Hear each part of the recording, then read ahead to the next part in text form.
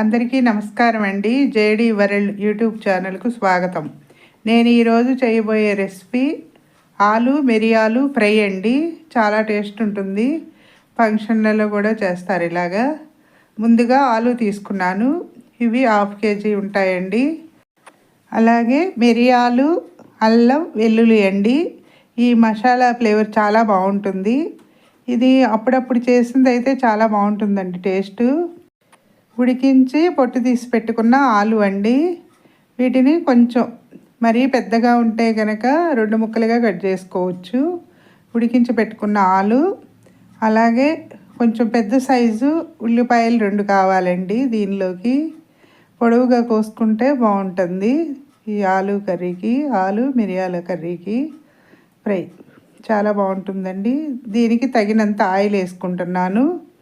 అలాగే ఆయిల్ వేడైన తర్వాత దీనిలో కొంచెం జీలకర్ర వేసుకోవాలండి.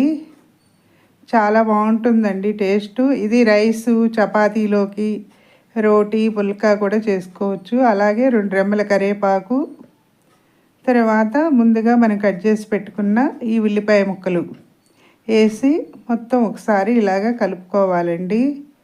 టేస్ట్ చాలా బాగుంటుందండి. మొత్తం కూడా ఇలా కలుపుకోవాలండి. ఉల్లిపాయ అది కూడాను చక్కగా. ఇప్పుడు కొంచెం కలర్ కోసం, హెల్త్కి కూడా మంచిది కదండి, యాంటీబయాటిక్ పసుపు వేసుకున్నాను. పసుపు వేసి మొత్తం కూడా కలపాలి. తర్వాత దీనికి తగినంత సాల్ట్ వేసుకోవాలండి. ఇది వరకే అమ్మ వాళ్ళు ఇలా అప్పుడప్పుడే చేసి అల్లం మిరియాలు కూడా నూరేసేవాళ్ళండి. టేస్ట్ చాలా బాగుండేది. ఇప్పుడు ఈరోజు నేను అలా చేస్తున్నాను.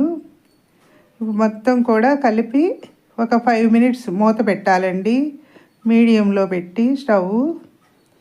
తర్వాత ఈ ఉల్లిపాయ మగ్గింది కదండి. ఇప్పుడు దీనిలో అల్లం, వెల్లుల్లి, మిరియాలు కలిపి మరీ మెత్తగా నూరకూడదండి, కొంచెం పొలుగ్గానే ఉండాలి. మొత్తం వేసి కలపాలి. కలిపిన తర్వాత దీనిలో ఇంకా మనం రసం పౌడర్ కూడా వేసుకుంటే టేస్ట్ చాలా బాగుంటుందండి. ఇది ఒక రకమైన డిఫరెంట్ టేస్ట్ ఉంటుంది. ఇప్పుడు దీనిలో ఇవి ఆయిల్ పైకి వచ్చిన తర్వాత ఫ్రై అయినట్టండి. ఇప్పుడు దీనికి తగినంత కారం వేసుకోవాలండి. ఇది ఇంట్లో కారమేను మరపట్టించుకున్నదేనండి, బయటది వాడను నేను.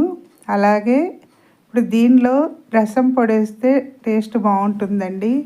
ఈ రసం పౌడరు మనం అంటే ఎండుమిర్చి, మిరియాలు అవి వేసి చేస్తాం కదా, పప్పులును. ఇప్పుడు ఒక రసం పౌడరు దీనికి సరిపడా వేసుకున్నాను. ఒక స్పూన్, ఫుల్ స్పూన్ అయితే సరిపోతుందండి. వేసి మొత్తం ఇలా కలుపుకోవాలి.